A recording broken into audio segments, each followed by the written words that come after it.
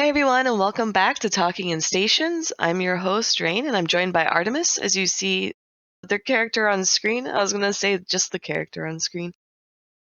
So, Artemis is our engineer, so running everything you see in the background and making sure the stream works and putting it up on YouTube and podcast after the fact. And then we have a very special guest. You see their name on screen, Mark Resurrectus. Mark, if you want to introduce yourself. Hello, friends. My name is Mark Resurrectus. I'm a wormholer, by the way.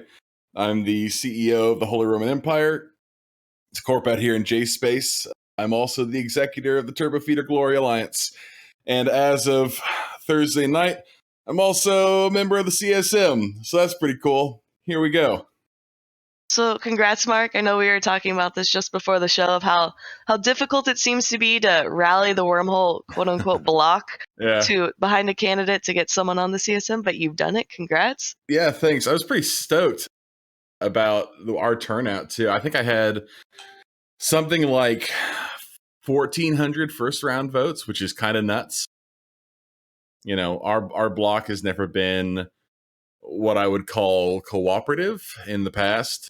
Well, I shouldn't say never been. We've gotten wormholers on before, but under different circumstances. But this year we had a great showing. We had a lot of support from a lot of different groups. Yeah, people came out and were, kind of on board with our messaging. The big thing was, getting votes to carry from some other candidates. We had a lot of support from a lot of other non-block candidates, and we got a lot of support from block candidates too. I mean, I had a lot of good conversations over the last couple of weeks with, a couple folks in some of the bigger groups. We were 4th on Volta, 5th on Horde, 7th on Init, and a couple others that were pretty big for us. So being able to catch some of those votes in the later rounds was a huge deal. We were pretty excited to end up where we were. It got a little close at the end, and I may have said some things there in a near panic that I would probably regret later, but no, we're stoked. Things turned out the way we wanted them to. We're happy to be. I told somebody the other day, I think I said just a few minutes ago too, the hard part's done. Getting J-Space to agree on any one thing was the hard part. Now we just have to convince CCP to do something they've never done before. So it's us.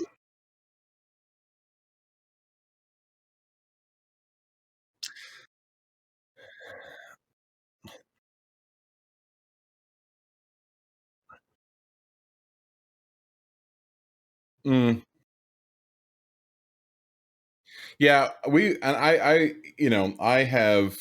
I've been pretty fortunate in that regard too. One of the big things we heard a lot last year was that no blocks didn't want to commit to any one candidate because there were too many of us running. I mean, we had what I would say 4 or 5 kind of effectively mainstream candidates last year coming out of J-Space.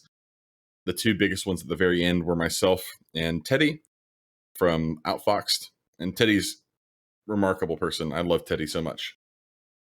And, him and Ashy both from that group were a huge help this year, kind of getting the ball rolling. So, but it was a hurdle we had to get over. We had to get to the point where, we could convince people that we were worth supporting, because they didn't have to split their vote too much. And I talked early on this year with a couple of their potential candidates coming out of J-Space, and some of them were a little bit less enthused about the prospect than they had been in previous years. So we were able to get it to a point where there really was only one, what I'm going to say, main block candidate coming out of J-Space.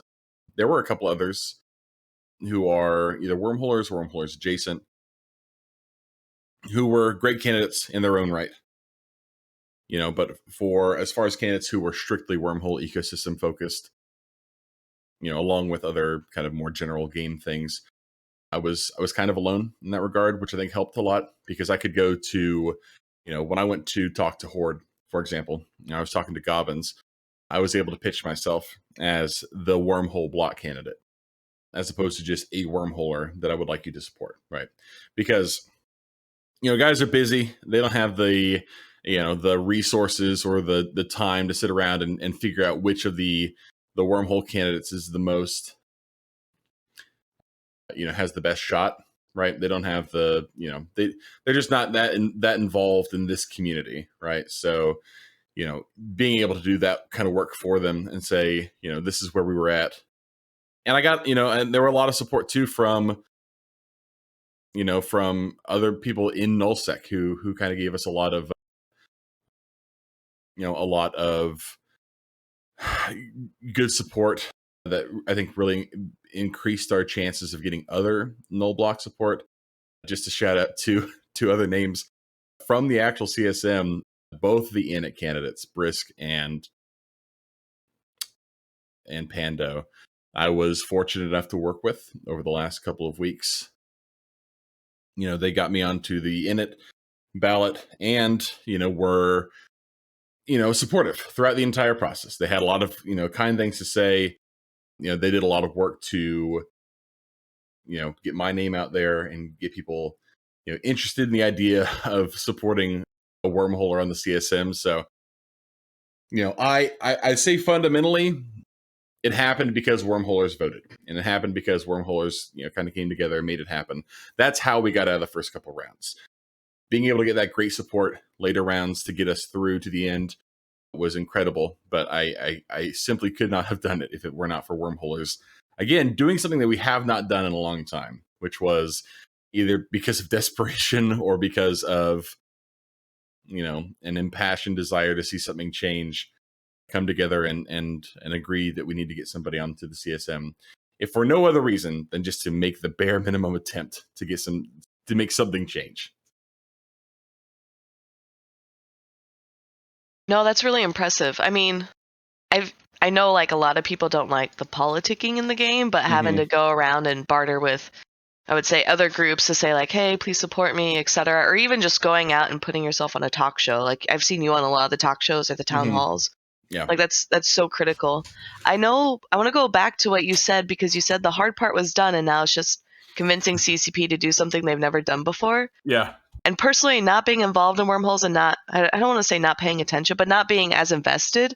Sure. What do you mean? Like, what does CCP have they not done before?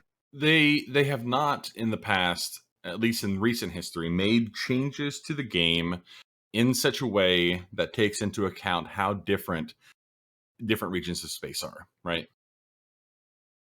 I campaigned on this. I've talked about it, till I was blue in the face over the last couple of months. But the fact of the matter is, the way people live in J space is different than the way people live in null. It's different than the way people live in low sec. It's different than the way people live in high sec. Our fights are different. The way we get to fights are different. The way we construct our fleets are different. Because we're constrained, right? We're constrained by mass. We're constrained by the people's ability and quickness to scan things out.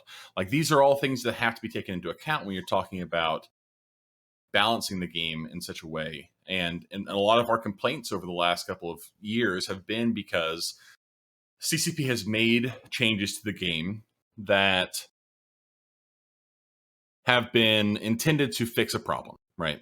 So we talk a lot about surgical strike because it's the there are a lot of complaints that have come out of JSpace about surgical strike, and people are probably sick and tired of hearing me talk about it at this point. But if nothing else, surgical strike was indicative or is indicative of a problem in the way CCP iterates on the game, because they saw a problem with the way faxes were being utilized in big nullsec fights, and with the way these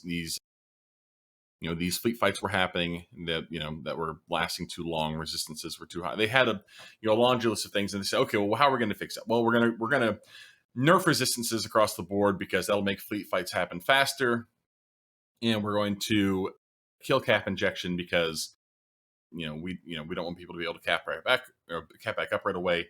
Blah blah blah blah blah. Right. The problem with that is that changes. It could that sure probably fixed an issue in the area that it was intended for, but in our region of space, in my region of space, it the the consequences of that were considerably more dire because of how our fights are set up. We don't have the luxury in 90% of situations. I say 99% of situations of fielding tons of faxes. We're not putting 20, 30 triage on grid 90% of the time. You're putting one, okay, or maybe two if you are you know feeling really ballsy, right? And those triage have to deal with incoming nuke pressure, like across the board incoming nuke pressure on a scale that a lot of other regions of space just don't. We Balgorns are a staple in J space. You can see tons of them in any given fight could have 10, 15 Balgorns across on either side.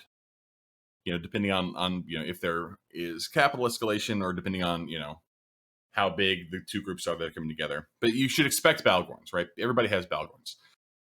And the losing one of those capital cap injectors on our triage significantly nerfed the ability for triage to keep up with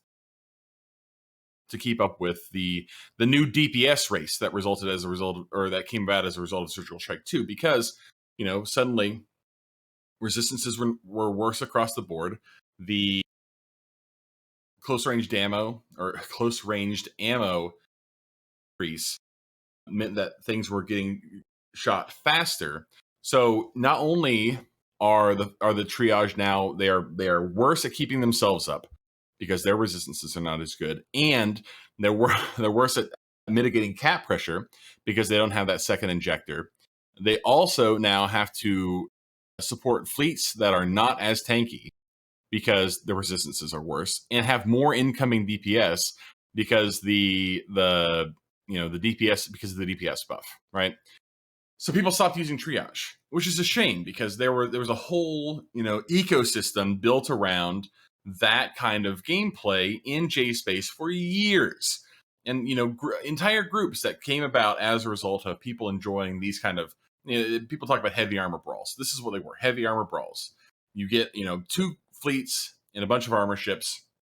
Either they share a static or they're directly connected to each other, and they all jump in and they bring their triage and they sit on grid and they beat the piss out of each other for an hour, 2 hours, however long it takes, right? And the real joy of those kind of fights were that because it was not just a straight DPS race, because you had triage on grid that could handle its own business and the business of the fleet. You had to get creative with how you won fights, right? You had to get creative with your support ships. You had to bring more E-War. You had to bring more nuke pressure. You had to bring when command desis made a huge difference in a lot of those fights, because you're talking about pushing off now not just Guardian wings. You're talking about trying to push off other support ships. You're trying to push off DPS. These are all big. I mean, and there were again a whole community flourished under this playstyle, and then with a single change, it was gone. It just stopped happening. People just didn't have those fights anymore, and that is one of a cornucopia of different issues that have come about as a result of CCP iterating on the game to try and fix one thing in one region of space without taking into consideration how those changes affect other regions of space at the same time. And it's a problem. And so one of when we were talking about running, doing this whole campaign and trying to get onto the CSM, I don't have any misconceptions about whether or not I'm actually going to be able to accomplish anything. I am going to work hard to try and make it happen, but understanding, and I think everybody kind of knows sort of where we're at here, that you can't, they are going to do what they want to do, and you can't force them to do it. You just kind of have to give suggestions and give advice and give that kind of insight that they currently don't have. But if we can do anything, what I hope we can do is stress to the developers that you have this huge, diverse game environment with all these different regions, all these different play styles. The game is 30 different one or 31 different games in a trench coat, right? That are all kind of working together in tandem. All of that is part of, the same ecosystem, but they all operate independently from each other. They all work differently from each other. And you have to be able to, address things while not also killing something else, killing an entire playstyle somewhere else halfway across the world, right? And that was, again, to wrap this all back up into what we were talking about earlier, one of the big things too, because I people will catch flack sometimes for going and trying to get null support when you're, running for these things, because people feel like it's selling out, right? If you're a low set candidate or you're a wormhole or something, people say, well, what, you don't need to be going to get null set. They're just going to try and influence you. But Yeah. what I think everybody realizes is, and this is certainly where we came at it from, that's not the case. We are one big diverse ecosystem that has to cooperate with each other, at least, maybe if not politically, at least from a gameplay point of view. We have to find ways to make these changes, because if we don't, people are going to suffocate, and people have already suffocated. There are entire, blocks in this game that have just dissolved over time. The player count is as low as it's been ever, really, since, the first couple of years the game was around. And if we can't find common sense changes to these things that not only bring in new players and make the game interesting for people who have never played Eve before, but also to convince people who have, walked away from the game, or who have, felt disenfranchised or disillusioned by the game, to come back. If we can't do that, the game's going to die, just straight up. That's just the way it's going to be. So, I think everybody agrees, or at least, in general, broad strokes, everybody's kind of on the same page. So yeah, when we were pitching this thing, that's where we came from. We wanted to make the game as good as possible for the most possible people, because we don't see a future for Eve if we can't accomplish that.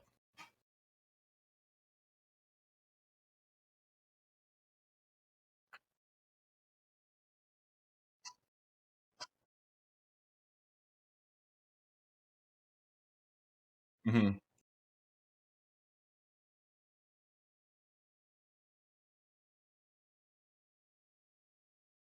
Mm-hmm.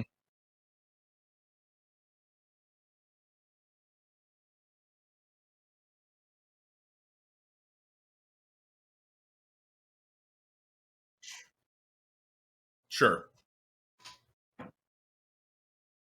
Mm-hmm.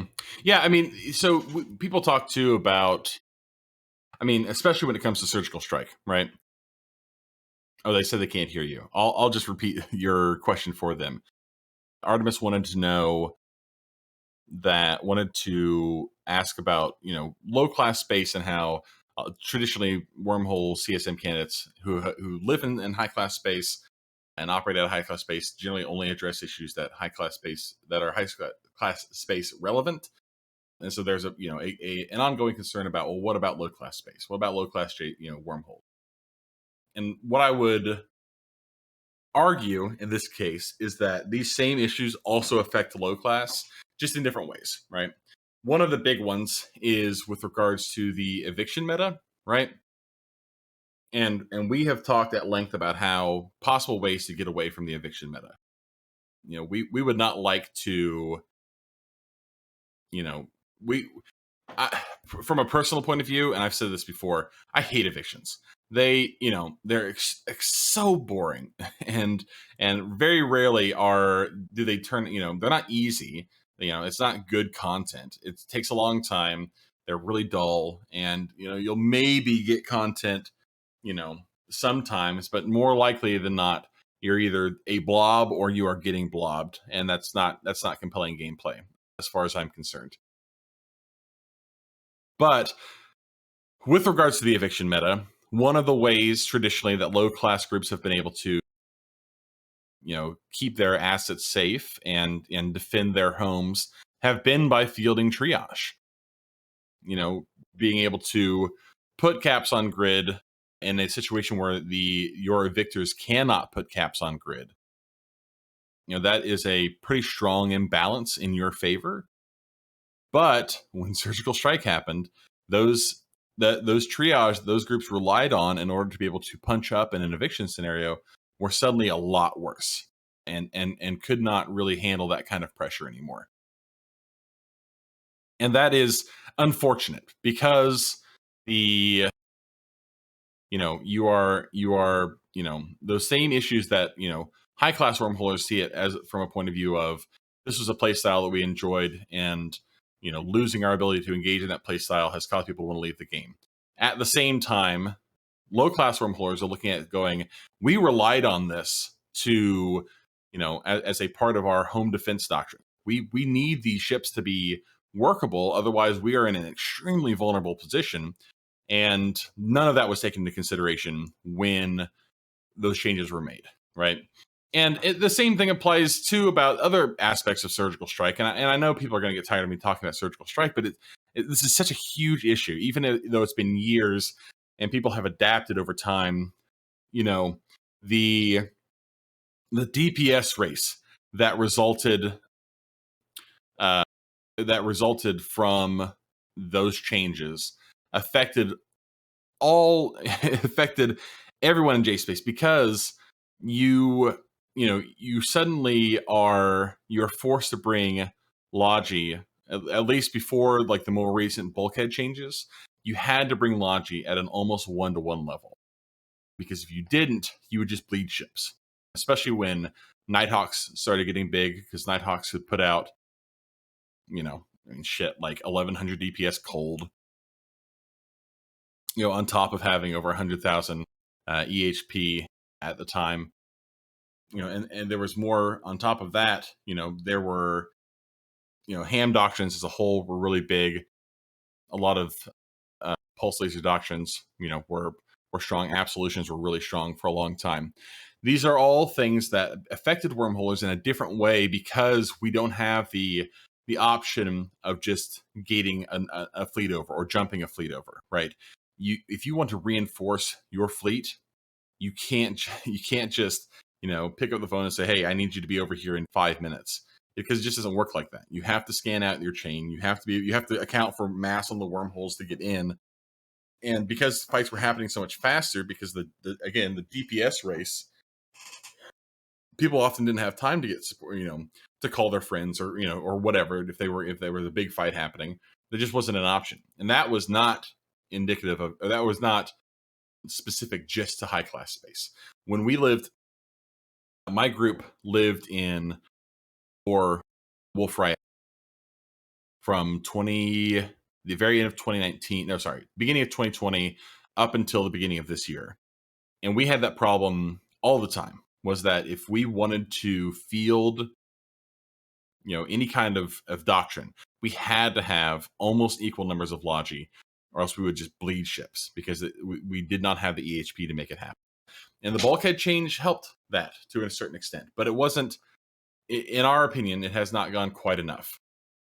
There are some, we have seen some fights recently that where, a lot of those same characteristics are still around, but, changes like the injector change, the capital injector change, is still not something that has been resolved.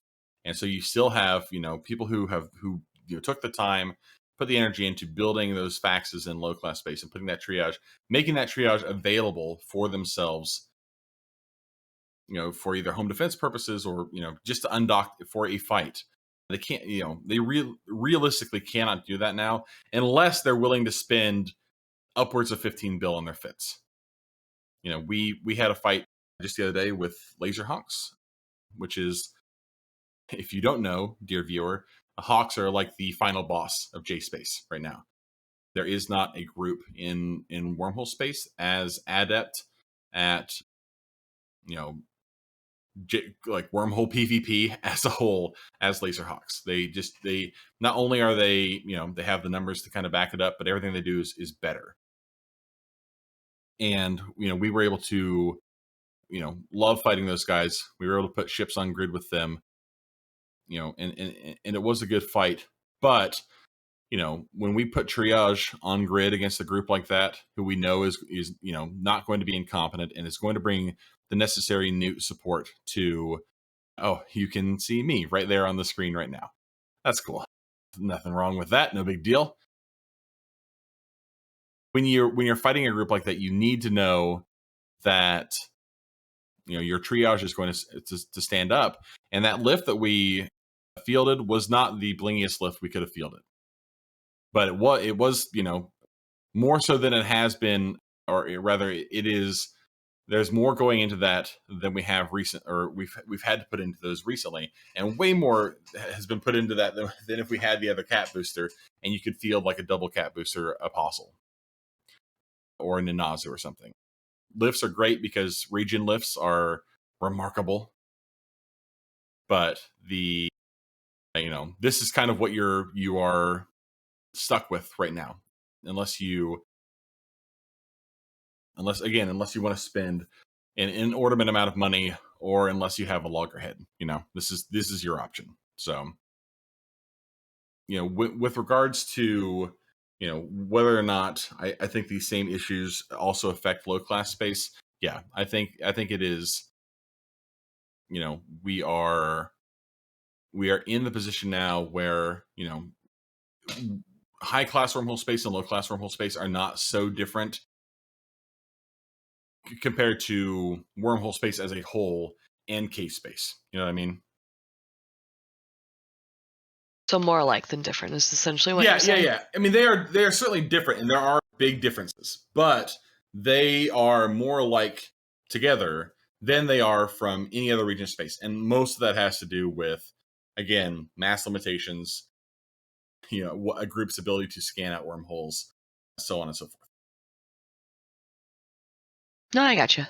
Mm-hmm. Does that, I was gonna say, Artemis, I know you asked the question. Does that help answer your thoughts? Yeah, absolutely. It certainly does.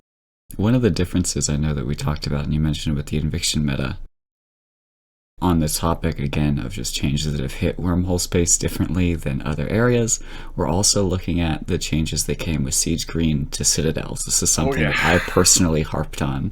Yeah. And I was wondering, sort of, from your perspective, in the time since May 20th, which was when the medium Citadel changes happened, what's been going on in wormhole space?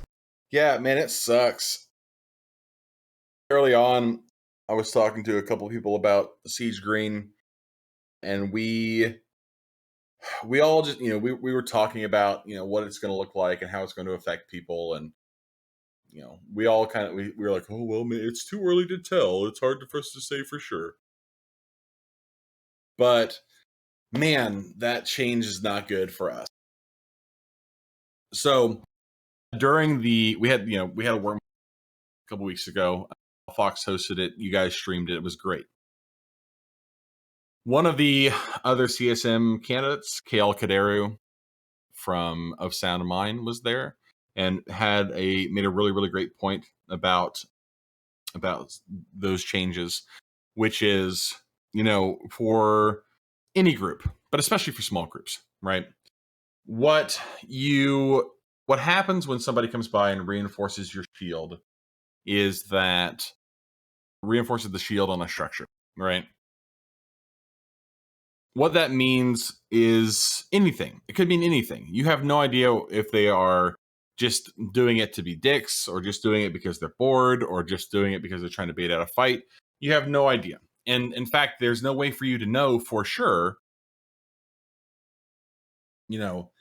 how committed they are to the eviction until they come back for the armor timer, right? Because if they show up for the armor timer too, you can be pretty sure, like, oh, okay, we are being, they are trying to knock this structure down. That same option is not available now for groups who rely on medium-sized structures. If you own an Astra House and you operate specifically out of an Astra House, if somebody comes by and knocks your shields down, you no longer have the choice of not showing up for the whole timer, because that's it. The whole timer is the timer. and the same thing could have applied. You could have had a group just come through and randomly knock your shields down because they were bored, or you said something to piss them off or whatever, and they don't have any intention of coming back. Well, you don't know that, and there's no way for you to know for sure, so you have to show up for that timer, because that's that's at that point, if you don't and they do show up, then you're screwed, right? Whereas the inverse of that is also bad.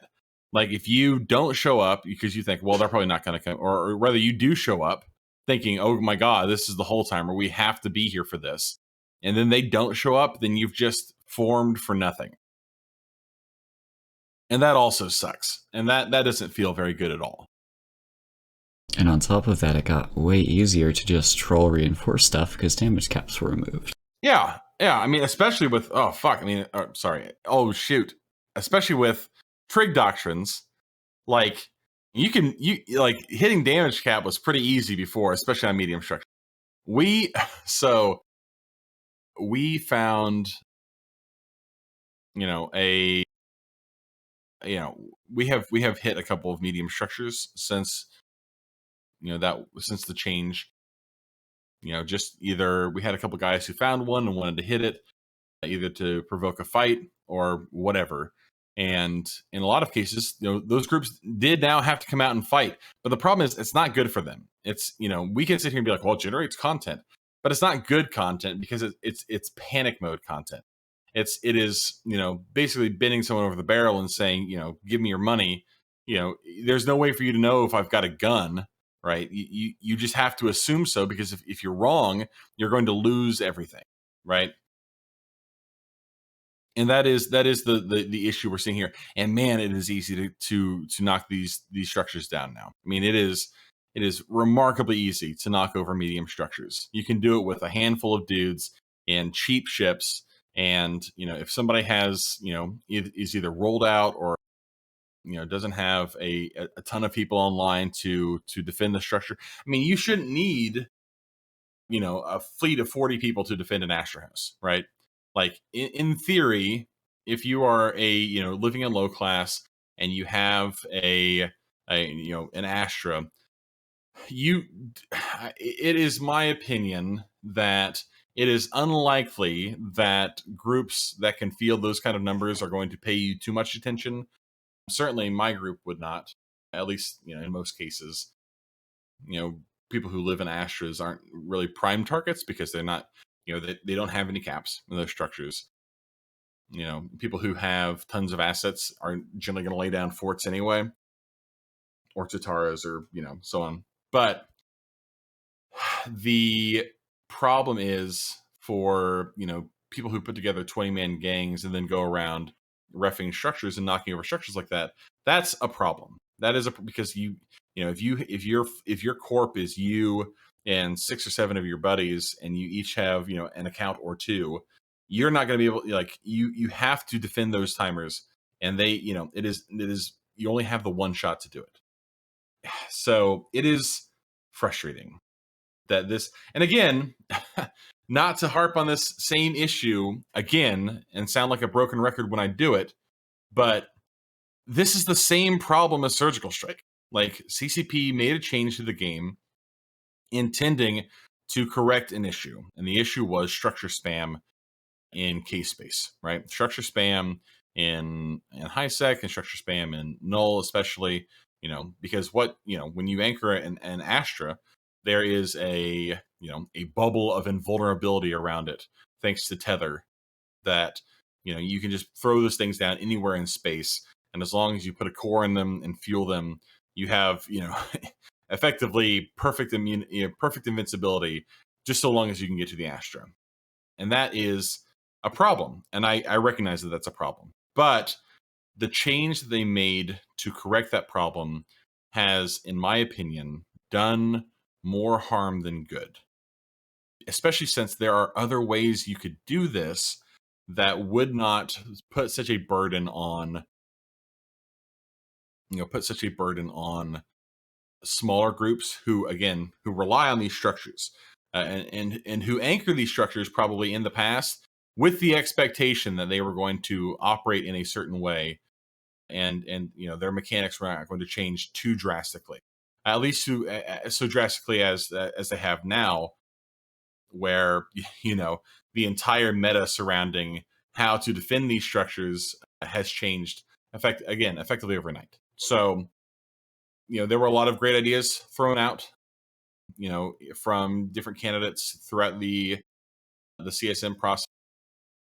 Phantomite had a great idea with regards to having certain areas around celestials or around you know a limited number of these areas in space where you can anchor a structure and receive the full benefits of all three timers and all the full HP for all the different health bars basically, and anything built outside of these areas does not get that same benefit and then only gets the 2 bars basically, right? That is that's good. Stitch Canelan, just the other day we were talking about it. I think it was Stitch who said that it would be an interesting idea to look at having a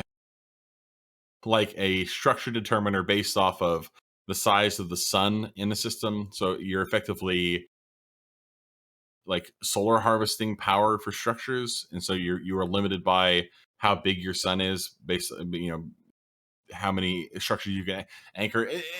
And I'm just kind of like these are not things people have sat down and worked out the kinks on. But the point I'm trying to illuminate here is that there are other options, but they didn't take any of those other options. They did what was effectively the bare minimum effort to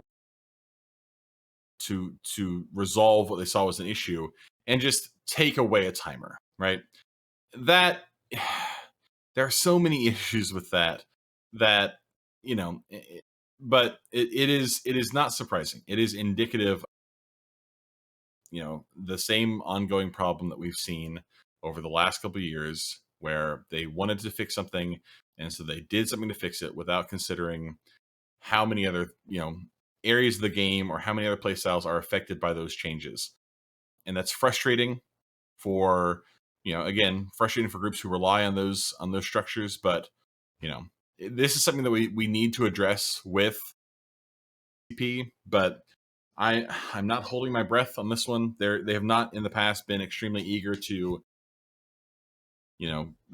fix these kind of game issues that are not immediately game breaking. But I hope we can get enough people together who can stress to the devs that this is maybe not game breaking for everyone, but game breaking for a significant enough number of people to be noticeable. And if they are unwilling to do something, they're just going to lose more players for it. And right now, we are not in a place where we can continue to lose players. So, kind of as a follow-up, you mentioned folks having ideas of how they could sort of adapt different changes to different areas of space. And you mentioned Phantomite. Mm-hmm. And I know Phantomite was a candidate, and we had lots of candidates on the show in the weeks prior. Are there any candidates who didn't make CSM that you would still want to consult or bring forth their ideas to CCP? Yeah. Did any stand out to you? Oh yeah, absolutely. Since I'm not going to pretend like I am the authority on every issue that can ever possibly arise in JSpace, right? Like I have lived out here since 2019, but that is only 3 years. There have been people who have lived out here for a decade, and they the things that they've seen and the experiences that they've had, I would be a moron not to want to try and pick their brains and gather information from them. So not only am I personally going to be conferring with a lot of people who have been in those situations before in the past. As far as other candidates are concerned, Stitch Caneland, I've already mentioned him once. Stitch is the foremost authority on game balance, in my opinion. Stitch is a great dude, extremely smart, has worked very hard over the last couple of years to try and get some of these issues out in front of people, in front of the devs, and has worked and has gotten things changed in the past. Phantomite too, regardless of what people, feel personally about Phantomite. I know he can be kind of a polarizing figure, but Phantomite unironically has great ideas. I don't agree with every possible thing that he says, or every potential thing that he says, and he has some things that I think are kind of funky, but on the whole, some of his more off the wall stuff, especially with regards to Citadels, because he's put a lot of effort into trying to come up with creative ways to resolve some of the issues Citadels pose with, especially with smaller groups. Those are ideas that at least at a very minimum need to be considered. And Ithaca Hawk, Ithaca was the last man out, and of Ithaca, God man, I wish Ithaca was in. I don't know who I would swap out with Ithaca, but he's such a good dude and has such a good head for this sort of thing. And I conferred with him a lot during the campaign season, mostly about the campaign process itself, and some of those more politically focused ideas. But he's done it all. I mean, he has been a wormholer. He's been in low sec. He's now in Volta. Does a ton of stuff with tournaments. Like that is somebody who I want to have. I need to get ideas from that person. And if somebody decides to drop out at some point, or who is unavailable to do the job, the fact that we would be getting Ithaca at that point is a boon. That would be crazy fortunate for us. That he's great. I mean, and other wormhole candidates or wormhole adjacent candidates, I've already mentioned Kale Kadaru, who is not currently a wormholer, but Sound used to live in J Space, and so Kale has a lot of good ideas about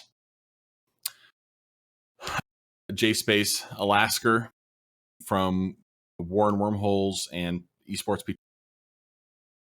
Another authority on what we're trying to do out here. I think one of the things that the CSM process is good for, if nothing else, is exposing people who either themselves or people who they are affiliated with who have good ideas. It's kind of you can use the campaign process as the measuring stick of whether somebody is willing to really buy into their own ideas, right? Because you are forced so often, especially if you're doing shows and interviews and town halls and whatever, to defend your ideas and explain your ideas to people who whether because of ignorance or whether because of just not being exposed to your place before, might need them explained in depth. So you have to get very good at explaining your position, and so you can suss out pretty quickly who has it and who doesn't have it, right? And all of these candidates, all the positions that they are, that they were coming from, I feel confident that I could go to any one of these people and say, hey, I'm curious what you think about, this sort of thing, with regards working, of course, around possible NDA issues. At least go to them and say, what do you think about this, this area of balance? Like where could we possibly iterate here that would be the least damaging to current play styles, and also introduce new creative things for other people to do. You know what I mean? No, that's some good thoughts. It's I always like when I interview folks for this stuff, I always find that everyone has great ideas, and I'm always curious what CSM, like now that you're on CSM, what they think of other folks and kind of who their key points would be. Yeah, I mean, I have. Last year was a little bit different, right? Because I went into it not really knowing anything about the CSM process. I had never really followed a campaign before that. That was the first year that I, really dove into it, and I learned a lot of things last year. but I did not interact with other candidates as much back there outside of just the like my core group of wormhole candidates that I spent a lot of time talking to. This year, I was again profoundly fortunate to be able to interact with more people from more areas of space, and not just candidates, but block leaders and people who are high up in their in their areas. I got a chance a couple weeks ago to go on Pando's show with him and Haiwanto, and had a great discussion over there. And that I was already going to vote for Pando before that, but that those kind of interactions really expose a person to the name, or the person behind the name, right? Like, it is easy, I think, in a lot of cases, and especially with a lot has been said over the last couple of days about how block heavy the CSM is, and it is. I mean, it is no secret that Brisk was there too. Oh, because he left in the middle of it. He came back. Okay, Brisk was also there. A lot has been said so far about how block heavy the CSM is, but I think people are looking at the tickers associated with people, and they are not seeing the how do I even say this? They're not seeing the quality of the person underneath the ticker, right? Pando's maybe the best example of this. Pando's part of initiative, so he's Imperium and often gets lumped in with goons. But every interaction I've ever had with Pando, he does not, and not to discredit the good people of Goonswarm Federation, Pando's not. He does not strike me as a goon FC. Pando is, he's a medium to large gang FC who has a specific desire to make that kind of gameplay better, and those potential changes, also could roll into other regions that people are concerned about. People are concerned about the upcoming faction warfare changes. They're concerned about the ongoing state of small gang and medium gang PvP. And Pando, despite the fact that he flies under the Imperium banner, Pando is a good person and has a good head for these sort of things, and we're lucky to have him. Same can be said about Jinx. People look at Brave is a block, right? But every interaction I've ever had with Jinx has been extremely positive. Jinx is such a cool person. And, again, the CCP has shown that they are spending a lot of time focusing on the MPE, right? They want to bring new people in. They want to, they want to create a game that is innovative and, can reach out to new markets. And in my opinion, it is beneficial to have somebody on the CSM who can speak for new players. And Brave, block or not, is and traditionally has been a new player specific null group. And so having Jinx on there is great. RC is great. She's done a lot of work over the last couple of years, kind of bringing attention to the state of faction warfare.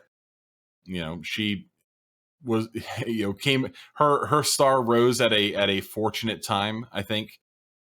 But it was good to see her get in easily with this time around. It looks like she's 8th on this list, but she's actually 6th. She has more votes after all the tallying was done than Storm Delay from Horde, which is very impressive for her.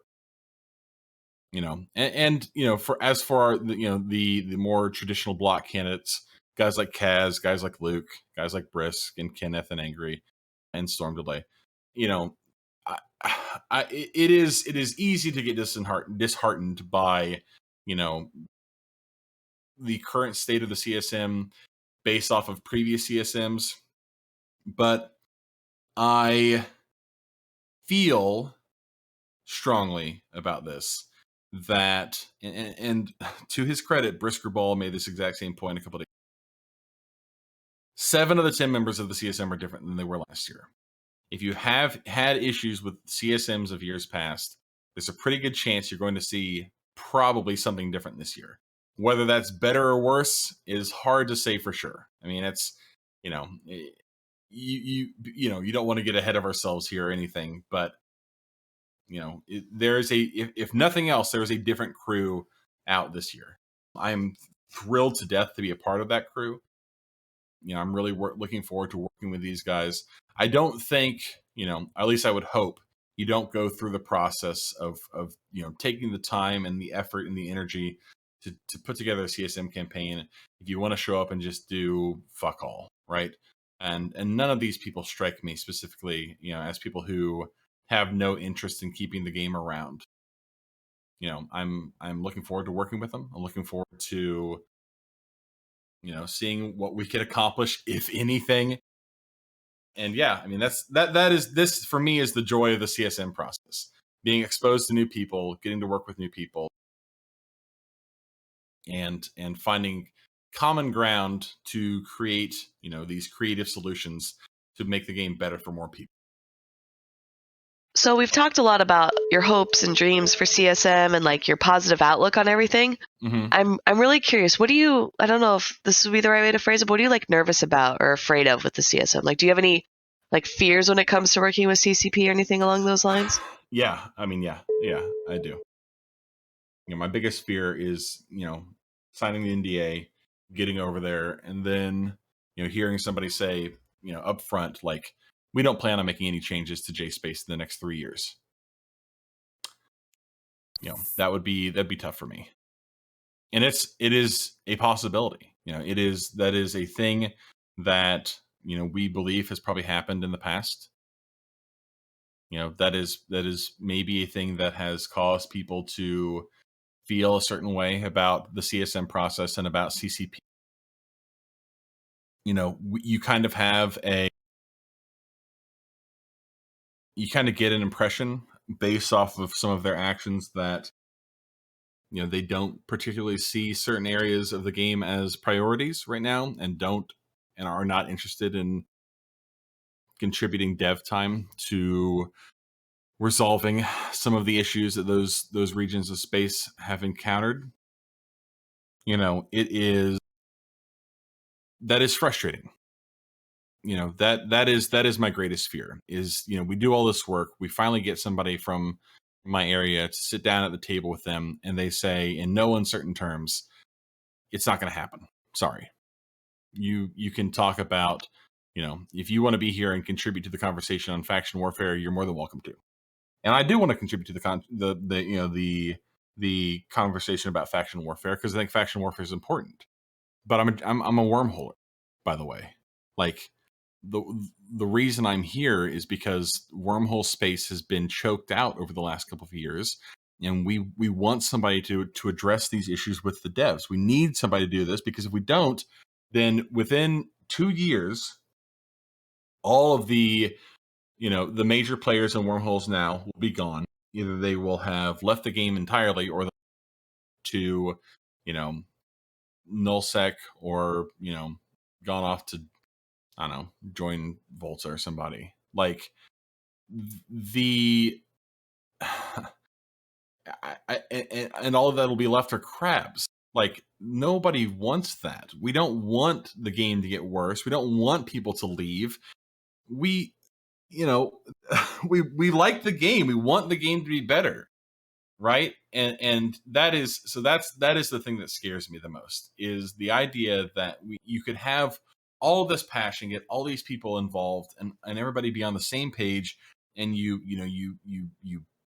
breach the walls, and you get in there and you sit down at the table, and a developer looks you in the eyes with their dead shark eyes and says, "Yeah, it's not going to happen. Sorry. We'll see you next term." That scares me. That was very descriptive of a dev. I mean, you know, and here's the thing too. I'm being very hard on the dev. I understand this is not an easy thing to do, and I cannot, you know, I'm not a developer. I work in requisitions. You know, I buy stuff. That's my job. You know, so I don't know the first thing about software development. I don't know the first thing about game design, outside of, you know, my own personal experiences and information I have gleaned from intelligent people who I know and have had the pleasure of working with. So when I rag on the devs, what I am ragging on is the perceived either I wouldn't say incompetence, but the perceived indifference towards areas of the games that have suffered over time, right? And I know they have a lot that they work on a day-to-day basis. I know they have a lot of different things. They have deadlines and they have projects that they have been assigned to. It is they're trying to make money. They are CCP, for better or worse, has shown that they are specifically revenue driven. And I could talk all day long about the ways that they could be making money that they're not doing right now, but I'm not going to get caught up in it too much. They are, they're trying to hit a number, and they are doing the things that they think that they need to do to hit that number, right? And it is frustrating for me and for anybody really to come to terms, if necessary. It will be frustrating for me to come to terms with the idea that they consider JSpace to be an area that they are not interested in iterating on outside of just general game iterations because they don't believe that it has the revenue potential. I think a lot of things about that.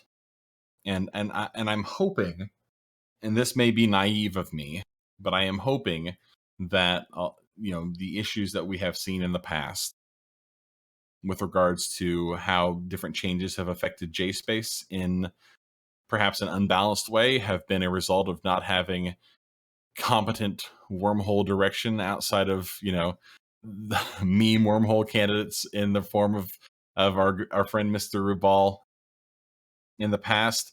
I don't think that's probably true. I think it probably has much more to do with indifference than just misdirection. But we are going to try. I told I was in the Wormhole Discord the other night after we got on and we got in there, and I was exceptionally drunk at the time. I was super emotional. And I made some big post about how I don't know if we're going to be able to accomplish the things that we want to accomplish. The signs point to no. But for my money, and based off of how I have approached this entire process, I am going to continue to do the work that I think needs to be done to make this thing happen. If I have to, I'll be at the meetings, I'll take notes, I'll present information from my community as efficiently as possible. Right now, we're already putting together a group of people from my region of space to talk about issues, to talk about potential resolutions to those issues going forward, so that when I go and I have the opportunity to sit down with the devs, we can present our issues in a concise and informative way and say, listen, this is kind of where our community is at right now. What can we do with this? And if we do all of this work and we still get the answer of it's not going to happen, then that will fucking suck.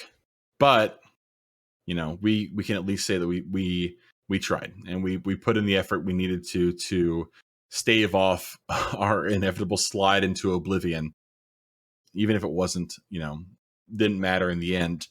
Knowing that we could have done it, or that we did the work we needed to do to make it happen, will be some small consolation, I think. No, that makes sense, and I'm glad. My next question was going to be around giving a presentation to CCP or presenting your I don't know what, like, thoughts and ideas or whatever Right. it may be, pain points, I guess. So that's good that you're actually doing that. I think in the past, a lot of folks have done that from various aspects of their play style. throughout the years of just saying, hey, here's how this stuff, either here's how it works or here's why it's an issue and you need to address it. And I believe that's actually, I think it was Torvald and Phantomite did that a couple years ago, and they did it on Faction Warfare. Now we're seeing a Faction Warfare revamp. Mm-hmm. So even if your fears are true and CCP is not focused on wormholes, you giving a presentation might actually help set up the future of the game or the future of CSMs for success. Yeah, I mean, we certainly have a long-term view of this whole process. We're not, well, I would say I would like to have a long-term view of the game and the state of the game and where we need to go from here. That being said, it is very difficult to look long-term based on where we are right now because we're in a tight spot. I mean, there are fewer wormholers now than there probably have ever been, I think.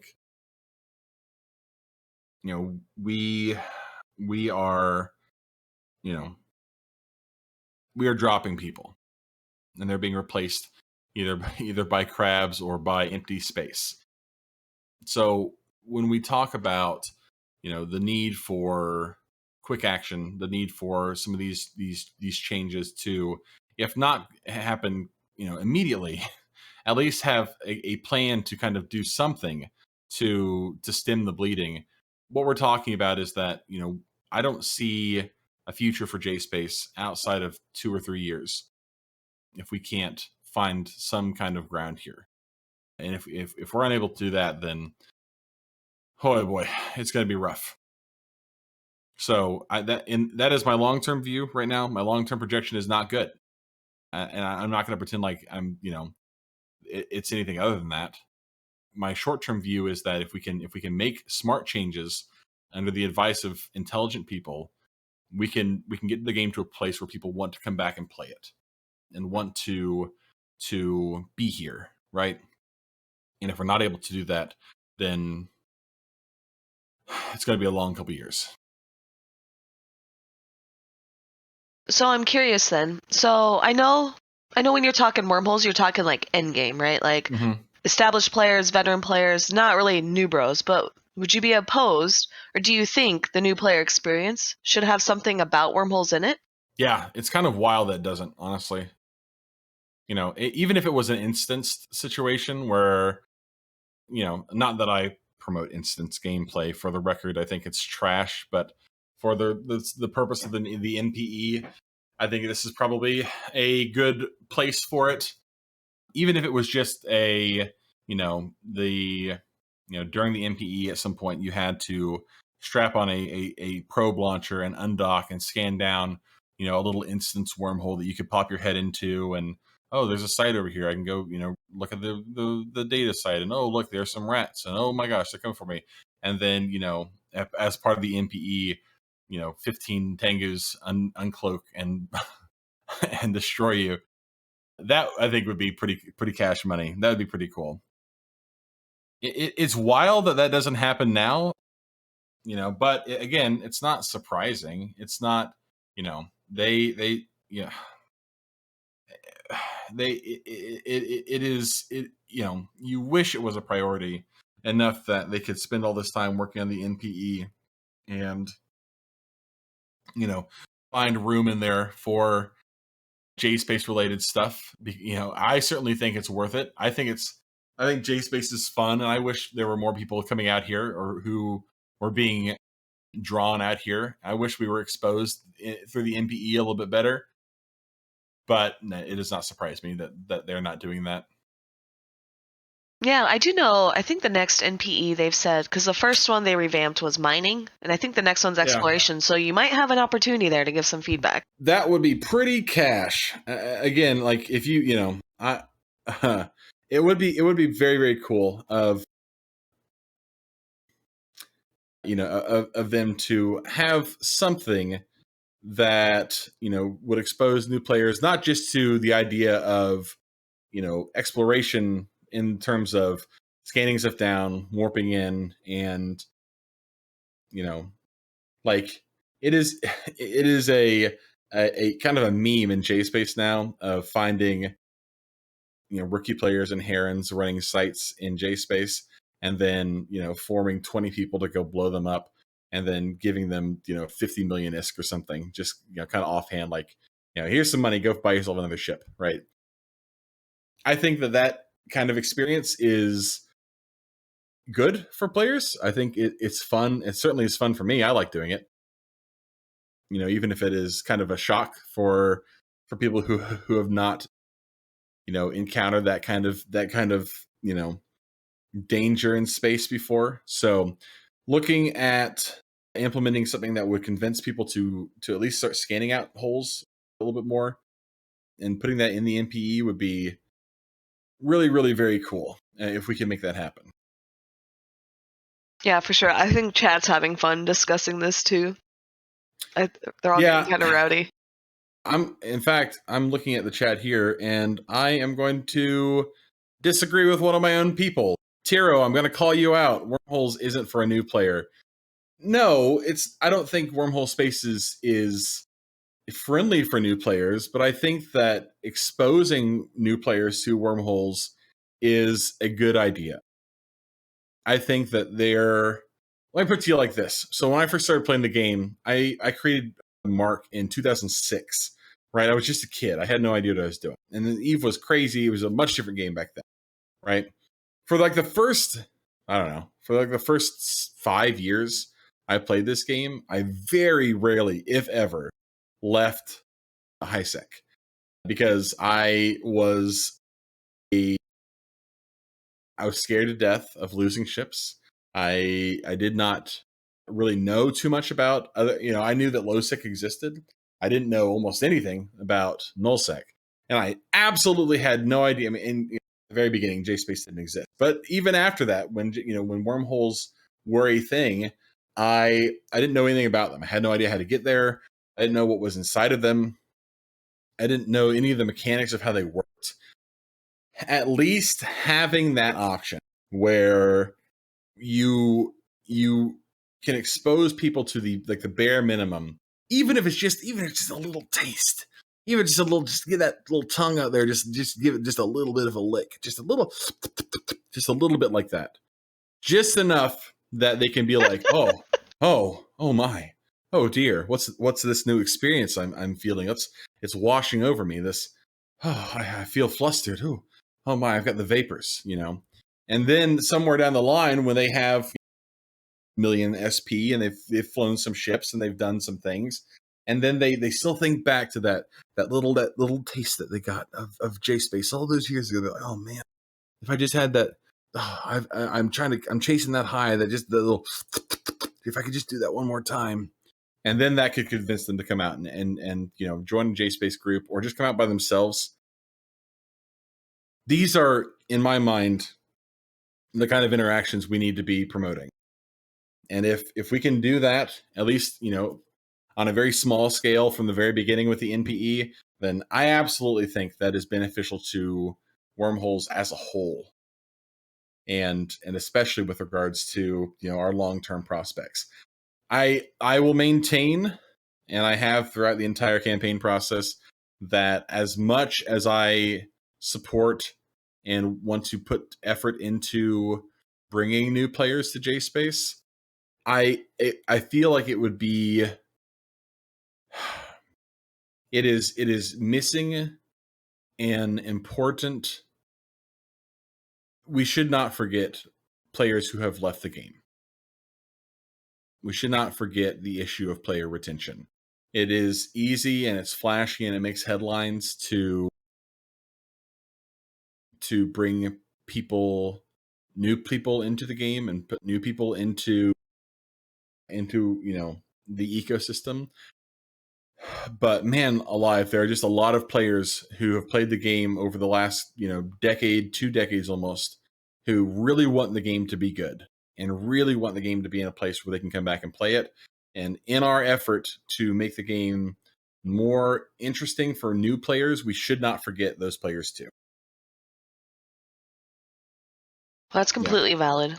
Yeah. Having the balance for new and old.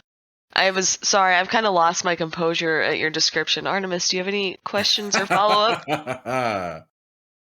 I mean, I feel like I generally agree with your position here, so I don't really have any particular questions or follow-up.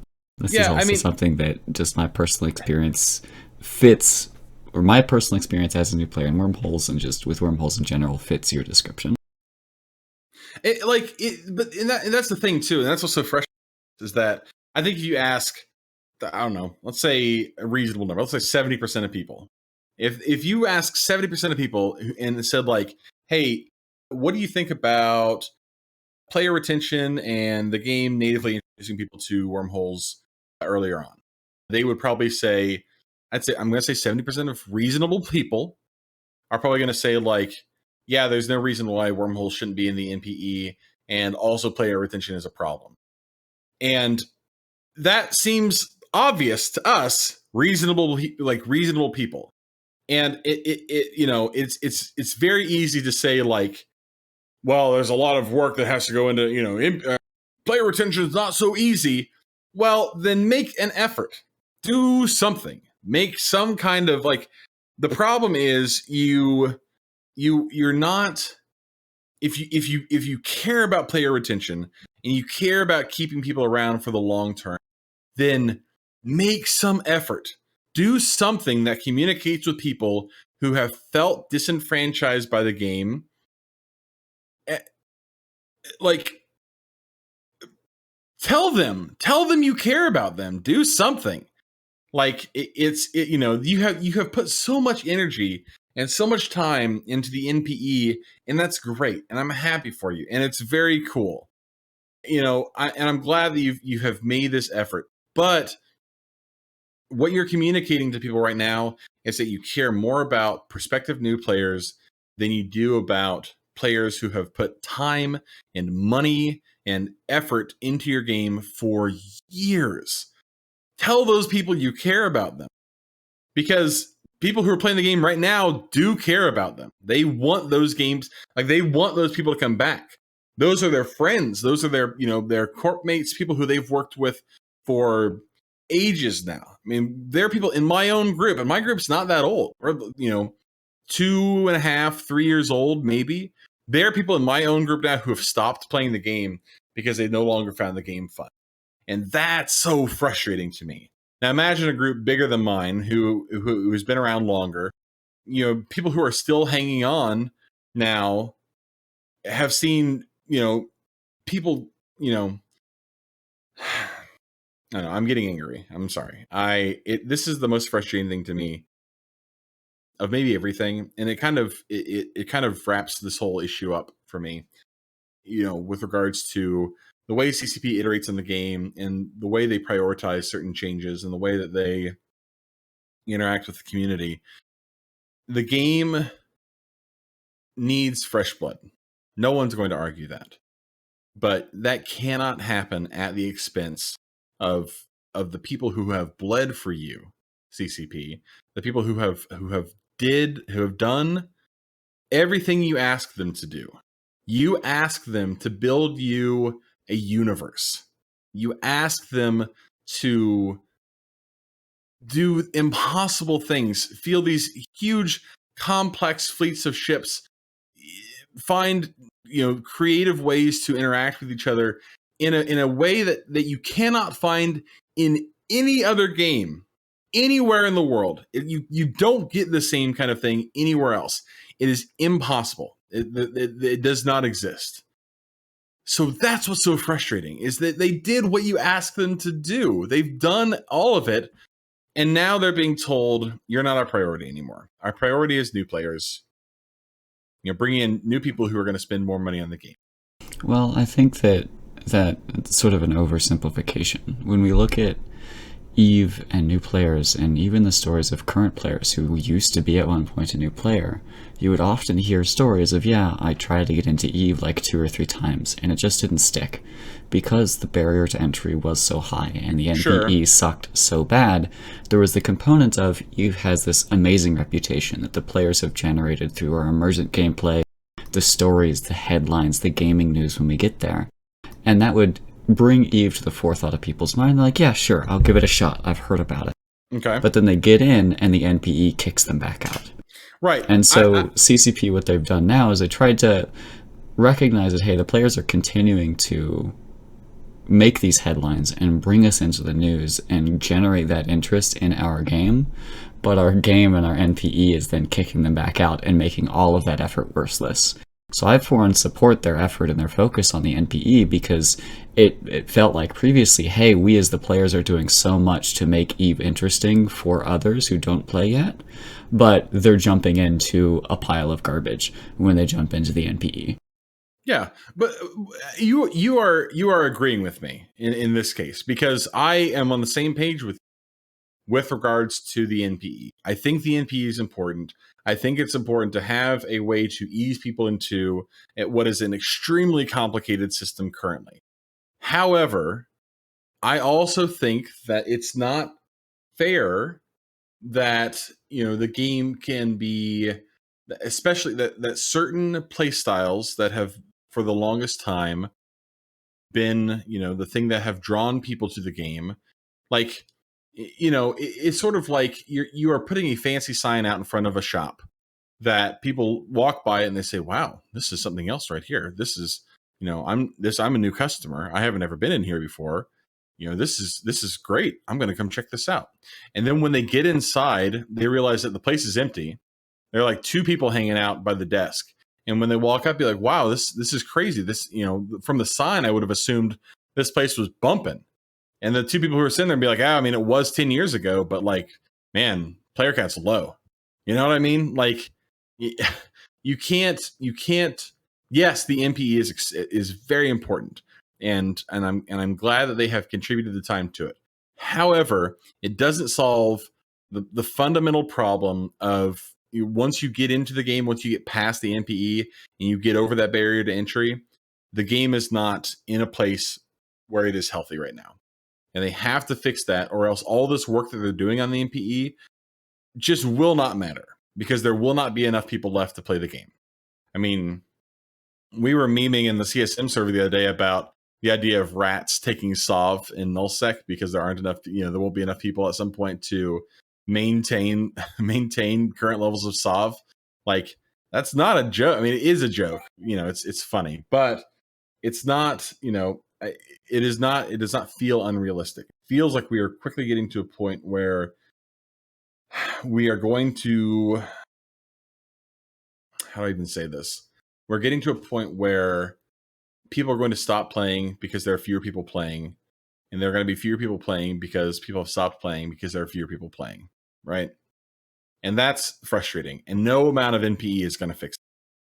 So they have to find a way to get the game back to a healthy state. And if they cannot do that, and again, I'm not just talking about game in a healthy state with regards to wormholes.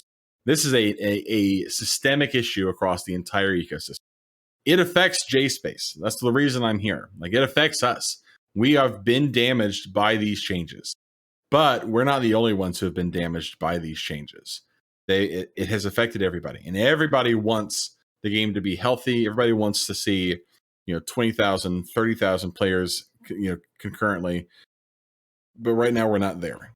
And God Almighty, I wish we could get to that point.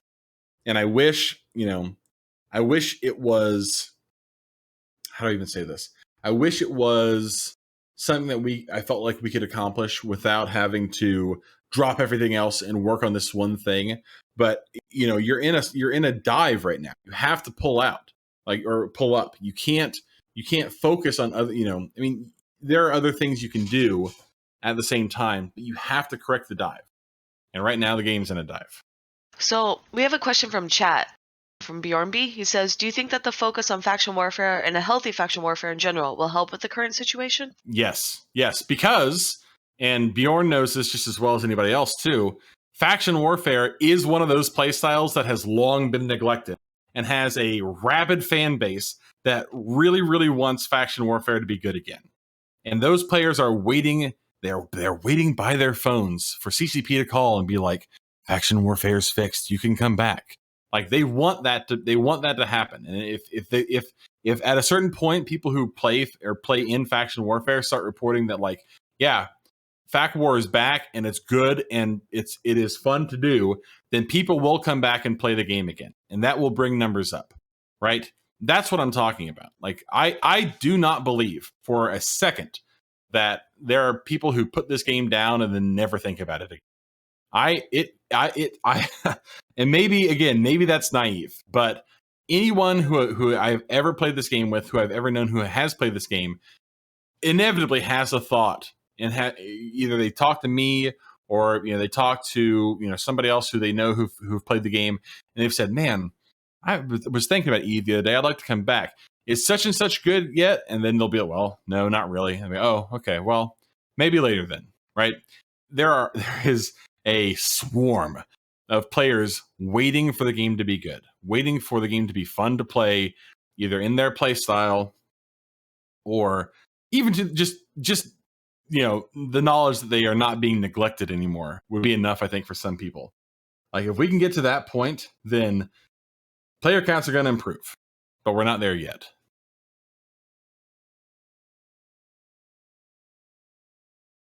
Alrighty. So hopefully that answers your question, Bjorn. I was looking for more questions, but I don't see them. But yeah, I as a player am stoked for the faction warfare update. I mean, I feel like faction warfare and wormholes can both relate to the same thing, where changes implemented, they weren't considered, the play style wasn't considered, it completely ruined it, and they got kind of left aside.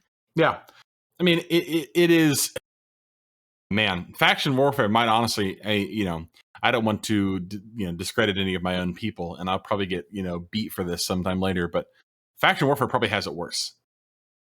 Wormholes at least have been fun within the last 5 years, but I do not know anybody who was avid in faction warfare who has anything good to say about faction warfare for like the last 8.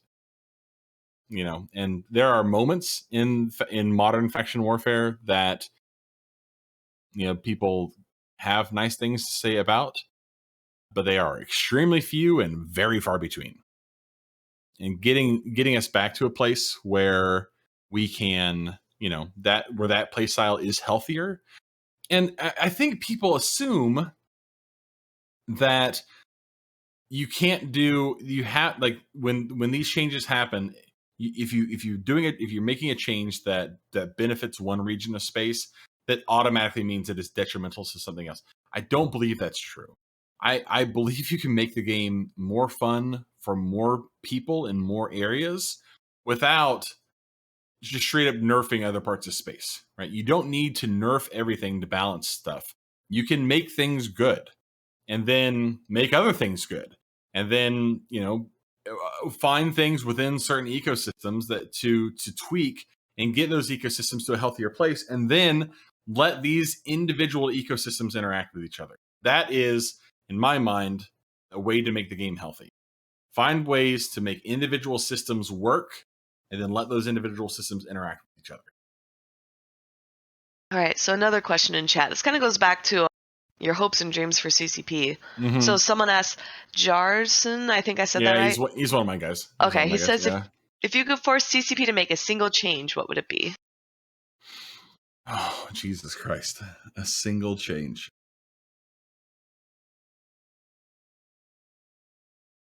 I don't know, dude. This is a hard question. What's the first thing that came to mind? Well, I mean, I go back to Surgical Strike, because for wormholers, especially for that kind of high class gameplay that I hear about all the time, and that my group now gets to interact with, that is something that is relevant specifically to us. But do I think that is the like, if I had if I had the devs by the collar, and I had them up in my face, and I said, "You're going to fix this one thing," do I think that is the most important thing that would make the biggest difference for the most people? Probably not.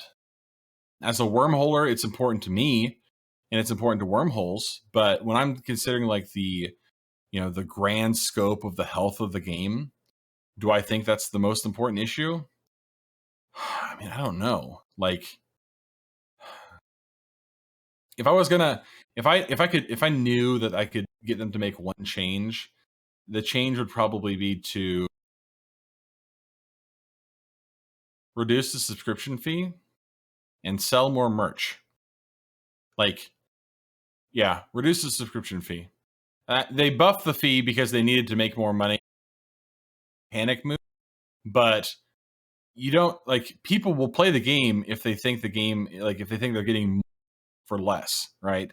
Like it's right now. People, when the sub fee increased, people felt like they were being charged more for either the same amount that they were getting before or for less outright. And people didn't like that, and PCU numbers cratered afterwards, and they have not come back up since.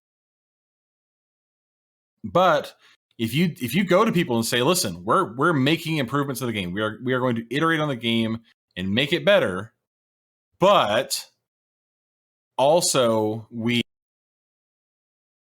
going to decrease the sub cost so that you can bring more people back in to interact with these systems as they are improving. That I think that makes that is a healthier bet. And then if you need the money, if you really need that money, hang on, I'm gonna yell for a second. Sell skins, sell clothes, sell merch in your merch store. Sell anything. I have a merch store. It costs me nothing to run. Do that. Don't kill or don't increase the sub fee and force people out of the game and make the game less fun to play for people. Bring the sub fee down and then make up for that money in apparel. Make up for that money in cosmetics. Like, it's a meme, but give people these cat ears. I mean, I feel like I'm taking crazy pills here. This is not hard. Like, you have, okay, I am going to rant about this for a second. I said earlier I wasn't going to, but I am. You have arguably the best art team in gaming currently, with some exceptions. Obviously, I am biased here. I think that the art team for Eve is an incredible gift. We need better. We need more from the art team. The art team is going to sell your game, right? Like, you're looking at the merch store right now, and there are a handful of things in here. Okay, scroll down a little bit further, because I'm going to show you something that you're not going to see too much of in this store, right? You're not going to see a lot of are ships on shirts, right? Ships on shirts. There are a handful, but you know how, like, if you put, I don't know, you're gonna buff the paladin, right? You're gonna buff the paladin, and now people are gonna fly paladins. So somebody's gonna say to me, "Oh man, I wish I had a shirt with a paladin on it." You know how many shirts they have with paladins on it? I don't think they have any, which is wild, right? Like, you have it does not cost you anything to do this. There are print on demand shops, and anybody who has listened to any of my interviews for the CSM race knows that I have gone on this at length. Like, there are print on demand shops that you can use to put anything on a shirt. You don't have to keep stock in it. You can do whatever. You could have, you could print shirts with Alliance logos on them and sell Alliance merch. I mean, granted, the Alliances themselves will probably be kind of, mad about that, because I'm sure some of them sell their own stuff too. But the fact of the matter is, you have such an option here to sell more merch than you do currently, and they're all kind of the same. Like, you have such a creative art team. Sell IRL merch, sell in-game merch, sell anything, sell any kind of aesthetics. People, especially people who play MMOs traditionally, have had no problem spending money on merch. They want to buy your shirts. They want to buy sweatshirts. They want to buy jackets. They want to buy, they want to buy hats. They want to buy beanies. Like, these are all things that people will spend money on if you give them the option to spend money on it, right? If you do more of this and then bring your subscription fee down, people will play the game. There will be more people playing the game. I refuse to believe they will not do that. Like, I refuse to believe that people will not play the game if the game is less expensive and they're getting more out of it, right? And once you start bringing those player numbers up, if you bring the players number up to 25,000, active, concurrent players, you will forget about the fact that the sub fee is less than it was before. Like you will, and on top of that, the people who are already here will spin up new accounts or reactivate omegas that they did not have active before. Right? Like this is all pretty basic. I mean, I don't know. I could go on and on and on. The fact of the matter is, you have done something now by increasing the sub fee that has pressured people who want to continue to play the game into saying, the fee's gone up, and if I have so many accounts, that means I'm making, I have this much less money at the end of the month. So, I'm going to reduce, and offering the reduced fee for concur, other accounts on this or other accounts on the same email address is great, but that's still like it is one issue that it is a walking back of an issue that should not have been a problem in the first place. So I wish they would sell more aesthetics. I wish they would sell more 3D models. I wish they would sell more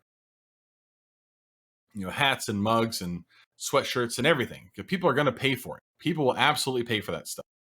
Don't force people out on in-game, and don't sell ships. Don't sell like the microtransaction bullshit that people complain about in other games. We should not be that kind of game. Like, you should not be able to just spit like, man, you should not, Does that mean you don't like the previously announced made by players for players program? No, not really. Like, I don't like it's one of those things where I want to see it in practice, a judgment on it. But I don't know. I that is the kind of thing that I wish the Plex aside, because I think Plexus is effectively fine. You are spending money on time when you're buying Plex, just somebody else's time. In my mind, it is better for the health of the economy if the economy is kept consistent within itself, right? Where the things that are coming in and out of the economy are, with the exception of Plex, are generated within that economy. It is, I don't know. It is, I don't want to say too much. Like, I don't want to say anything. I don't want to say too much until I've seen it in practice, right? But as a whole, when it comes to the way they have monetized this game, I wish they would spend more time giving people things and less time, even if it's giving people things to spend money on. That is like, people will see that and get more out of the game. The game will become more valuable to them if they have merch of the game. Like, I, not to use this as an example, but like I've said before, I have a merch store. My little 50-man alliance has a merch store, and our guys buy stuff from there. What really what compels people to stick around is when they open up their their wardrobe and see a Turbo Feeder Glory shirt, and they're like, oh man, Turbo, I have such fond memories. I'm going to wear this shirt to the town today, right? Or if people connect things emotionally that way and feel a certain way about things when you have that kind of, when you have something physical you can touch, right? Like, I don't know. And I want to say one more thing about this too before I get too deep into it. I'm not going to pretend to know everything about every potential interaction this could have with the game and with people. I don't have access to a lot of that information yet. I haven't signed an NDA. I don't know, necessarily how these things are, how all these numbers interact with each other. I just see possibility, right? I see where CCP has not done a great job marketing the incredible art that their team is capable of creating to put these things into people's hands, like posters, models, I don't know, keychains, whatever. Like these are all things that they could have available to people for not a lot of money, and they're not doing it currently. And seeing them miss that opportunity while also increasing the price of the subscription is frustrating.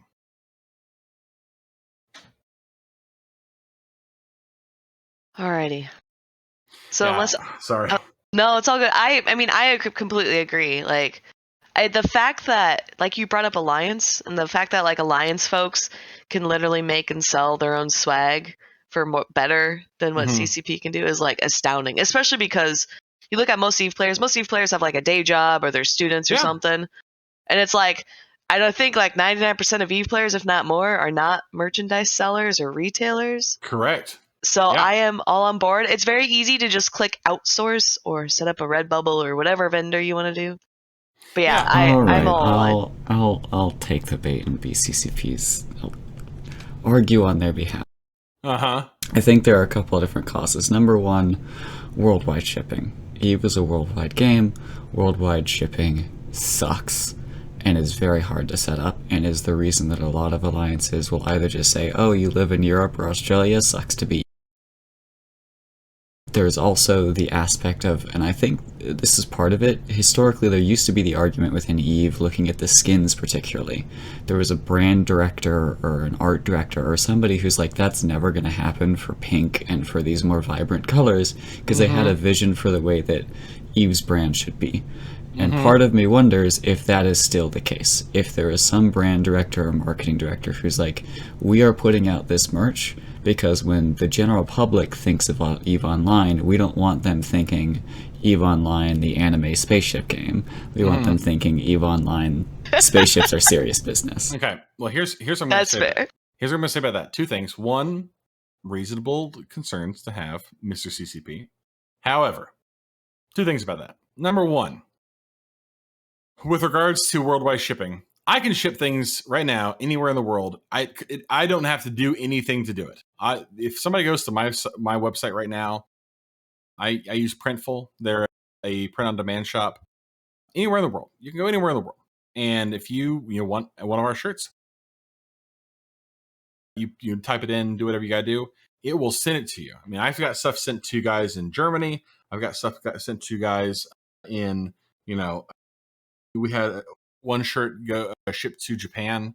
Like, we have had stuff go all over the world, right? This is not, I mean, in the year of our Lord 2022, this is not an infeasible thing.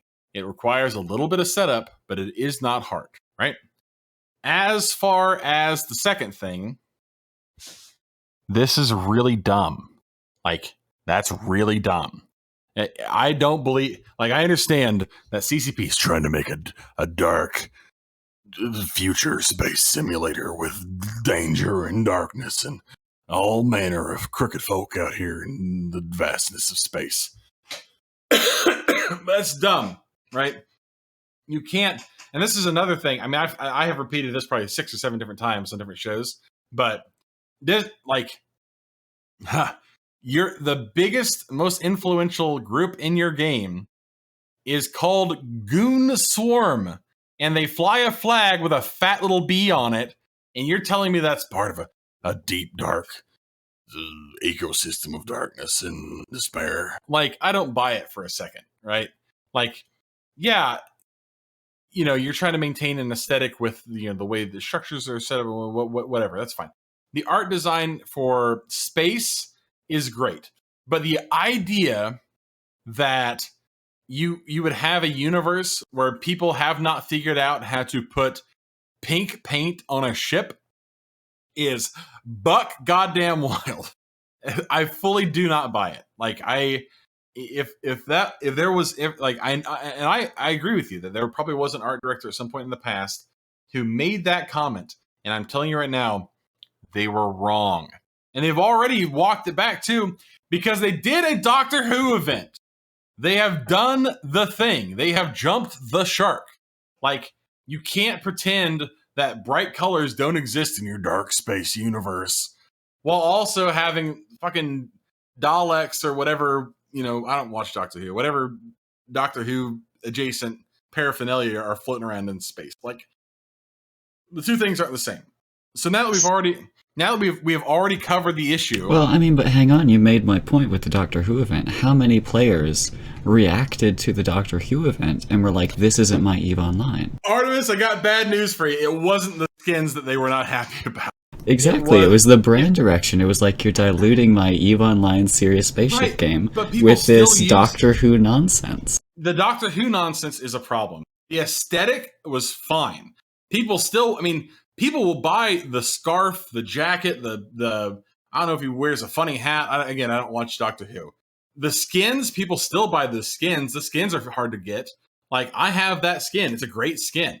Like, those aspects of that are the things people liked. What they didn't like was marketing, or was the inclusion of a brand from our world into that universe in a way that felt disjointed. It was not the aesthetics of it. It was the fundamental. It was the core of the property, right? So when I'm saying you can introduce things to your game that are, outside of your dark, grungy space brand, what I'm saying is that you can do things like introduce bright skins or introduce, funny outfits for characters while still maintaining consistent design of the space that those games are in, or those interactions between players occur in. Like, I'm not expecting the interior of stations to change too much. I think station skins would be cool. I would like to see that. I know that's coming with what's the name of that update they've been talking about? Heraldry, right? Yeah. They're talking about that. That, looking forward to. It's gonna be great. But the backdrop of EVE is not going to change. The idea that there's a future where people have not figured out how to put cat ears on top of their heads is kind of nuts. And CCP, you will make so much money. I don't know how to tell you that. And if it's that much of an issue for the people who are core gamers who don't want to see this kind of degenerate trash in their games, put a toggle on. Like, that just toggles everybody back to the default, the default apparel, right? Like, you can have both things. And if you have these things, you will make so much money. People will spend $30, $40 on cat ears. I promise you. These people are fucking insane. They're out of their minds. They will spend unnecessary amount of money on the stupidest thing that no one will ever see, but it makes them happy. So do that and don't increase the sub cost. You can have your cake and eat it too. It's not that hard. The only thing I want to add for the merchandise, I know the big one's licensing. Because they own the license. Well, the thing is if you use third parties, you're essentially giving that license to the third party. And so like when you sign up for like Redbubble or whatever default heck and crap it is, they essentially say, hey, yes, please give us this, and now we have full rights to just print it on whatever we want and give it to whoever we want. And so that's, I think, the big issue that CCP has to go through all this manual contract work, which I can see why it delays them, but they should still have more options and cheaper shipping. I do not know the specifics around the corporate concerns with regards to merchandising. However, I can tell you right now that at least in my very small bubble of influence, I have not had to sign away any of our design. Now, that might change on a corporate scale. You're right that that is a possibility. However, I still maintain that they can do more, or should be able to do more, with regards to putting physical content into the hands of people who want that physical content than they're doing right now. Yeah. Yeah. No, I agree. There was a question in chat around, there's somebody named Mute, And they had a question about blue loot, but I forgot what it was, and it scrolled so fast. Oh, yeah. They were asking for more interesting loot drops, not just boring blue loot. So here's because people have asked me about blue loot over the last couple of months. Because the concern, right, is always that we are going to, like, wormholers are concerned about the idea of blue loot. And, that it is easy to see that as like the thing that, as the thing that needs to be nerfed because blue loot is so valuable, and it's you really can make a ton of money in J space. I think you should be able to make a ton of money in J space. I'm going to say that straight up. I know there are probably going to be people who are mad that I say that, but like, you should be able to make a ton of money in J space. It's extremely dangerous. You have you don't have the same kind of asset safety that you do elsewhere. Like, the money should be good. That's just, bar none, money should be good. However, I agree that I wish there were better, or at least more diverse loot drops in J space than just blue loot. I wish there were other ways to make money. And if we ever want to get to the point of, talking about rolling back some of the blue loot that gets generated from J space, that cannot be done unless we have, for sure, like, well-established other paths to make that money. Because right now it is the only money we have. We have no other options, right? So, yeah, I mean, that's kind of where I'm at about it. Like, I would like to see some variation there, but we can't have that variation happening until we know for a fact that there's going to be a suitable replacement. Because, like, just pulling out blue loot right now would be the thing that kills wormholes. They would not come back. Yeah. Alrighty. There's some confusion in chat about, like, do wormholes already not make a lot of ISK? And I think the point that Mark was making was that they currently make a lot of ISK, and nerfing that would be extremely detrimental. Yeah. I mean, I think, yes, wormholes currently, you can make a ton of money in J space right now. There are, I mean, if you look at I'm looking at what you've got pulled up right now, especially everything above, like, abyssal cruisers, like, those are all things that are not that hard to do. They require some investment for sure. Especially with when you talk about dread sites, because you're not just talking about the dreads themselves. You're talking about anchoring a fort and stocking it with defense ships, and there's other aspects to it. So the upfront cost is high, right? But you can make a ton of money. I mean, I have a farm. We can make a ton of money if we're running our farm sites. However, at any moment, if somebody comes over and with a big enough fleet and knocks all of our shit down, that's it. It doesn't go to some low sec system. It's just gone, right? Now, we could, you can stick some stuff in a freighter and, and have that stuff be safe. But, you can't stick in a freighter. You can't stick caps in a freighter. That just ain't gonna do it. So I think J space should be the place where, the loot is worth more than other regions of space because of the increased risk to those assets. And if they were to come through and try and nerf that right now, that would be the death knell for my area of space. Not only would, I mean, yeah, that would be bad. That is, you want to talk about things I'm afraid of? I'm afraid of getting onto the CSM, and then a dev sits me down and be like, yeah, so we're gonna nerf blue loot. That's gonna be our first thing we're gonna do. That they would run me out of J space if they thought I had anything to do with that. And I want to be clear, if that ever happens, I had nothing to do with it, because it is the worst possible idea for the game in the state that it's in currently. It absolutely is the worst possible idea, at least for J space. It's less relevant for other regions, but for us, it'd be very, very, very, very bad. All right, that's good to know. Yeah. Because as somebody, I'm not really familiar with blue loot. I go to wormholes to maybe steal relic sites or something like that. Mm. So. Yeah. Yeah. So somebody is yelling in chat, Mr. Dinosaur, I would like to have blue loot to have meaning rather than have no input in the economy other than inflation.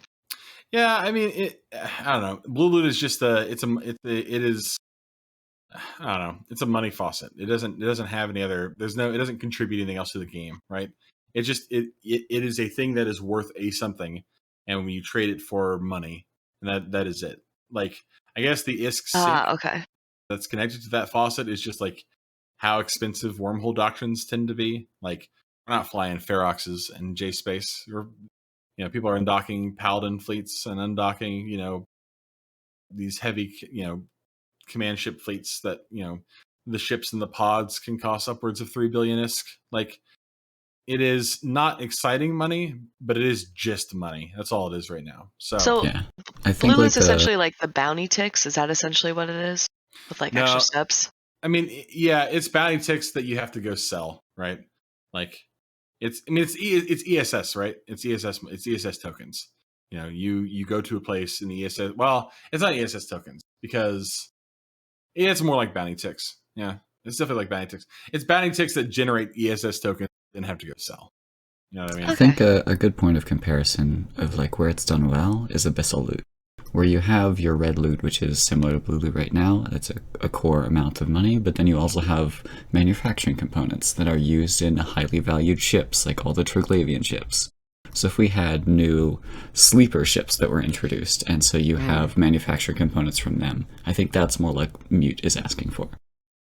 Yeah, I agree with that. I think that they're, without sitting down and considering too much yet what other function blue loot could serve, I would say that putting it into, how do I say this? Giving it dual value, right? So that you can sell it or you can use it for a thing is perhaps the way to go with. But again, I don't want to talk too much or even consider talking too much about things we could do with blue loot until we know for a fact that there are going to be other, like, are we going to get increased gas sites? Are we going to get our moons back? Are we going to see, any kind of relevant mining return to J space? Because until those things happen, we can't talk about blue loot because it's the only thing keeping us hanging on. Like, we are fully dependent on blue loot being a consistent, valuable form of currency. And the moment the blue loot dries up, we're done. That'll be the end of J space. Okay, I got you. And some people might get excited about that. And some people don't think we live out here, but those people are wrong and cowards and should go home and cry. That's what I think. That's what I think about you. Go home and cry. Not you, Lynn. You're lovely. I know, I know. And you're just smack talking chat. I love Yeah, it. a little bit. So I think that was most of chat's questions, and then I think as well as for myself and Artemis. Unless Artemis had anything further. No, it's been wonderful chatting with you. Yeah, Yeah. man, this is fun. Yeah, pretty cool. I appreciate the opportunity to talk too much. I'm sure people eventually get sick and tired of hearing me go on and on and on about things, but I feel real strongly about J Space. I'm really excited, and I want to say too, just for everybody, for everybody who is potentially listening, if you had me on your ballot, thank you sincerely. We put a lot of work into this campaign. We were, we have a vision. We would like to see some of that vision come to fruition, but we cannot, even hope to make that a possibility until we got to this point. And the fact that you all, put your trust in me to make this happen was huge. And I sincerely cannot thank you enough. We're excited. We are getting ready to get to work. We have a lot of stuff spooling up now. In the meantime, if you guys want to get in touch with me, if you're one of the little wormholers out there who wants to talk to your CSM, well, boy howdy, you have a CSM to talk to now. You can contact me on Discord. I'm there basically all the time. I have a ton of unread messages right now, so I will try to get to your message as quickly as possible. I still have a bunch to sort through. But you can find me there at DJ Cactus with K's instead of C's. So it's DJKAKTUS. Hashtag 0001. That's DJ Cactus. Hashtag 0001. You can find me in game. Obviously, I'll respond to Eve mails all day long for sure.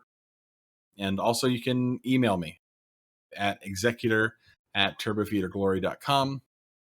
No one ever emails me, which is, whatever. It doesn't make a difference. But that email address is there. If you want to send me an email address, I'll type it in the chat for you here real quick. Tutor at turbofeederglory.com. That's my email address. Yeah, I'm excited. I'm excited to work with the other CSMs. I'm excited to work with you guys. I don't think we're at the point now where the game is too far gone. Maybe that is naive to think. Maybe we're already on our last legs and we just don't know it yet. And I'll be horrified by what I see after I signed that NDA. But at least for right now, I'm maintaining the bare minimum enthusiasm to get through the day. So I appreciate all of your trust and your kind words, and I'm looking forward to getting to work. Alrighty, thank you so much, Mark, for joining us and talking. You do really well, and I kind of jokingly called the show Mark and Stations because we couldn't hear Artemis earlier. Yeah. And then thank you, Artemis, for running everything behind the scenes, asking a couple of questions. I think, Mark, those were your final thoughts. I don't have anything further. I was going to talk about Eve New Orleans, but we can save that for another week when we don't have a lot to talk about. It was a lot of fun. I got sick, per usual, classic me. Artemis is sick. Sadly, Artemis did not go. But thank you, everyone. I appreciate it. Thank you to all in chat. And I'll let Artemis take us out. I mean, my final thoughts would be that there is the Galente Federation Day, which is happening. So there is stuff in game for you to go do, log in, get your dailies, all that jazz. Don't forget. But also, thank you to chat. Y'all have been wonderful today, in spite of the sickly hosts. But then, of course, we had Mark here to entertain you, so that was nice. Thanks for having me, guys. I appreciate being here, and look forward to when we do this next time.